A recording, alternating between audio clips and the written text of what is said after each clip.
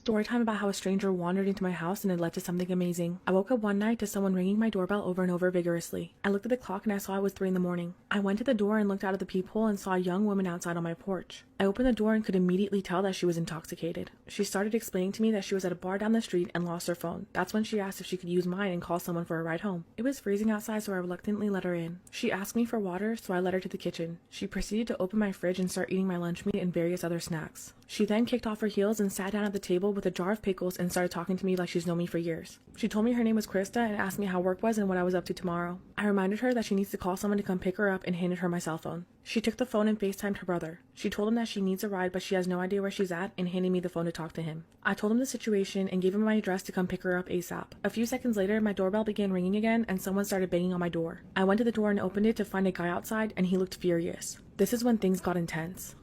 Part 2 of how a stranger wandered into my house and it led to something amazing. I opened the door and quickly found out that this guy was Chris's boyfriend and it became clear that they were in some sort of fight. Chris started telling him to leave and accused him of following her and kept screaming at him that it's over between them. The guy turned his attention to me and asked what guy Krista was here to sleep with and began accusing her of coming here to cheat. He started yelling at me for helping her. All of a sudden, he grabbed Krista by her hair and started dragging her out of the house. I quickly ran after them and started screaming at the top of my lungs for him to let her go. Luckily, one of my neighbors heard the commotion and came to our aid. The guy let Krista go, but now he was trying to fistfight my neighbor. A few seconds later, a truck pulled up to my house and a man jumped out, which turned out to be Krista's brother. I quickly explained the situation and helped Krista into his truck. Krista's brother proceeded to confront her boyfriend, who was still making a scene, knocked him out clean with one hit, and drove off, leaving her boyfriend knocked out cold on my front lawn. Her brother texted me the next day thanking me and apologizing for knocking that guy out in my yard. We started texting back and forth and getting along, and I actually asked him out a couple days later. We've been dating for a few months now thanks to his drunk sister stumbling onto my porch. I guess everything happens for a reason.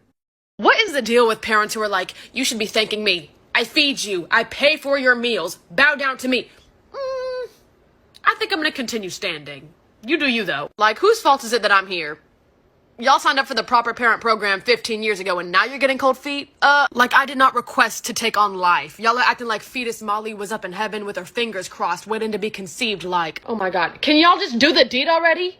The sooner the better. I want to be an April baby, not May. Also, parents, why are you suddenly complaining to your children about having to feed them? When we were in the womb, it was not a problem. Like when y'all were preggo with us, I promise all of your meals were double the size of the legal limit, and it was fine. What happened to that energy? If I'm such a hassle, just hand me my umbilical cord and I'll go back in. I don't know what you want. Story time about how my boyfriend has a secret child with another woman. We've been together for 5 years and I never knew that he had a child. His son is now 7 years old. A little backstory. When my boyfriend and I started dating, everything was great. He was the perfect boyfriend. He would drop anything to help me. He paid for everything, was super considerate, fun, and loving. But everything started to change last year when we moved in together. He told me that his job was starting to give him night shifts. Essentially, we never saw each other during the day or spent any time together. He also started telling me that he was too tired to go out on dates. I'm a paralegal and my office is really close to our apartment. So during my lunch break, I would go home to eat. One time that I came home, I caught him talking on the phone in the bathroom. I could only hear that he was whispering and it sent chills up my spine. When he came out of the bathroom, he was shocked to see me. I asked him who he was talking to and he acted dumb. He said he was just ordering a pizza. He was actually supposed to be sleeping because he worked the night shift. I knew something was wrong. I decided to follow him that night to work and guess what? He didn't go to work. He went to another woman's house. Part 2 is up.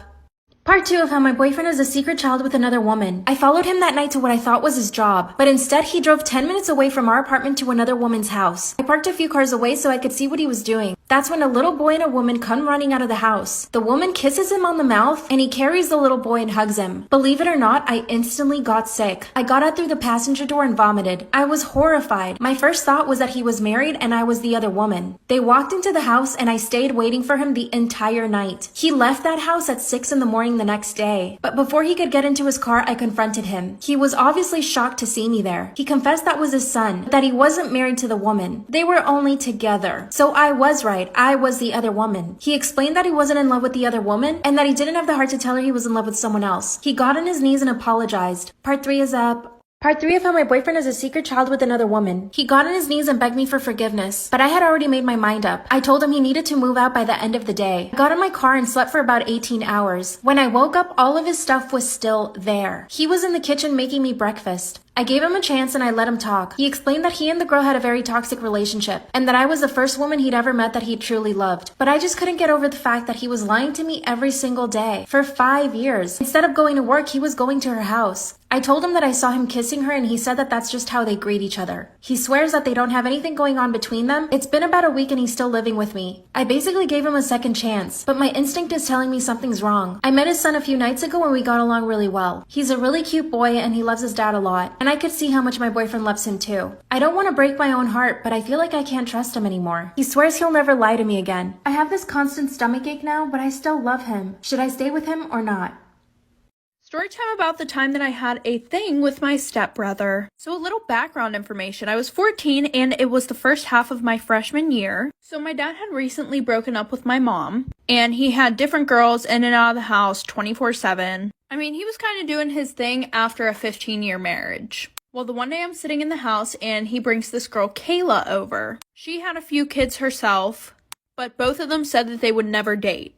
Well, I thought her son Tyler was extremely good looking. So him and I started talking over Snapchat, and things were going good for quite a while. Well, I would say a few months later, my dad told us that Kayla was coming over with her kids. And I was super confused because he seemed really nervous about it. So her kids and I were all sitting on the sofa, and they sat us down and they were like, "We need to talk to you guys. We're gonna call my dad Mike." She goes, "Mike and I are dating now, so we all have to get along." The reason why she said that was story time on how I found out about my actual biological father. When I turned 15, in Hispanic households, there's a quinceañera. So my mom was really trying to force me to have a quinceañera. And I was a tomboy at the time. So I was like, I don't really want one. I don't want to be the center of attention.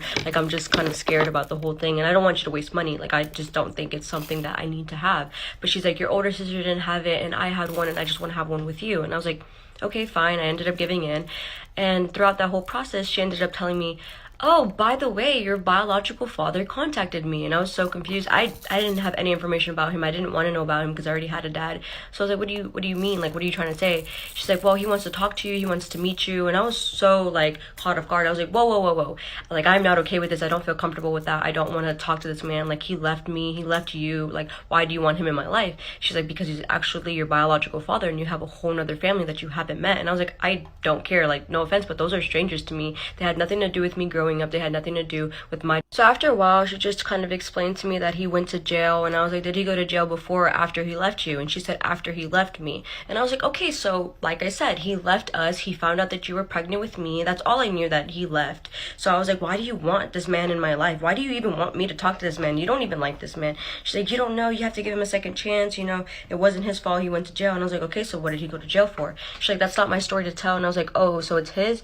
She's like, yeah, once you meet him, you'll understand. And I was like, no, I actually don't want to understand. I don't care for it. And I was like, does my dad know that you're doing this? And she's like, no. And I was like, how is this man contacting you? She's like, he just got out of jail. He doesn't know anything about technology. He's using Facebook. They're trying to update him on all the technology that we have now. And it was so crazy to me that someone was in jail for that long for whatever crime and doesn't know how to use a phone. And I was like, wow. And then she's like, yeah, but I'm gonna get his number soon. He's gonna get a phone. He's gonna want to talk to you. And I was like, I don't want to talk to him. Please stop trying to force me. And she's like, no, I think you should talk to him. I was like, just because. So she would bring it up every day after school. She would say, hey, he wants to talk to you. He keeps messaging me about you. Just give him 10 minutes. So then I threatened her and I was like, if you keep trying to force this on me, I'm going to tell my dad. And I know damn well he doesn't like this. He doesn't even know about it. So she's like, stop threatening me. Just give him 10 minutes, talk to him, see what he wants. And I was like, he's a stranger. I don't want anything from him. I don't care what he wants. He left us. Why don't you understand that? She's like, well, you have a whole other side of the family that you haven't met. And I was like, I don't want to meet them. No offense, but they're strangers. I don't care.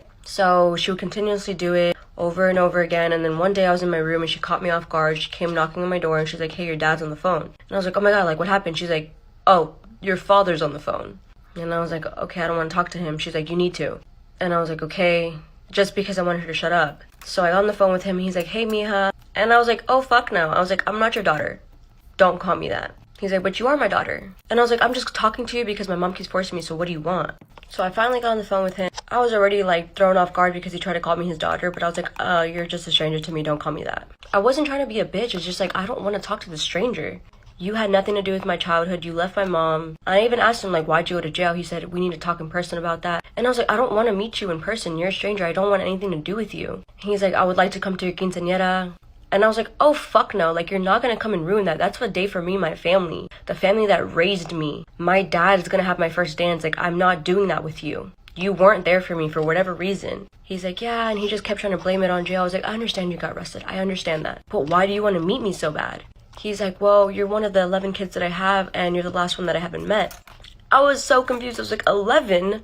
I definitely didn't want to meet him. And I was like, I'm sorry, but you have nothing to do with my life and you're a stranger and I don't want to talk to you anymore. So he said he understood and we ended the conversation. And then I wanted to tell my dad about it just because I felt so uncomfortable. So my mom followed me to the room and she started lying on me. She went into the room and she ended up telling my dad that he contacted me through Facebook. I already knew that she didn't want to look like the bad guy. So I went along with her little lie. And I just explained to my dad, I was like, look, I just got off the phone with my father. And my dad was like so concerned and he was so worried. He looked like so sad. And I was like, look, no matter what, you're my dad. He's a stranger to me. I already told him I want nothing to do with him. So you don't have to worry about that. And he's like, no, like, I don't want to stop you from meeting him. And I continued to explain to him, I was like, he is a stranger. He left us. You are my dad. You're the only person that I know and you're the only person that I want to know as that figure. And he started crying. He's like, okay, well, I just love you and I support your decision at the end of the day. And I felt so bad because I knew like he was thinking about it, but I didn't want him to second guess his fucking role in my life. So I ended up hugging him and we ended up crying and I felt so bad. And I was like, I'm so sorry that happened, but I love you and nothing's gonna change that. And then mom ended up like getting into the hug.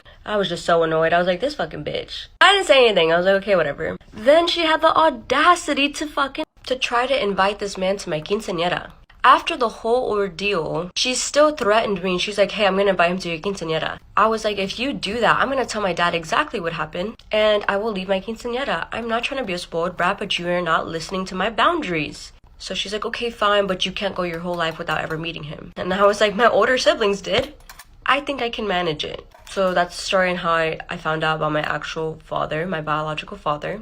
I just want to say to all the stepdads out there who actually stepped up, you guys are so amazing. You guys are so strong. And I'm so glad that I had my stepdad there to raise me and be there for me. I just, even through all the bad stuff, like I will always love him. And fuck you to the guys who left their kids and never checked on them or tried to come back into their lives. We don't need you. We never needed you guys.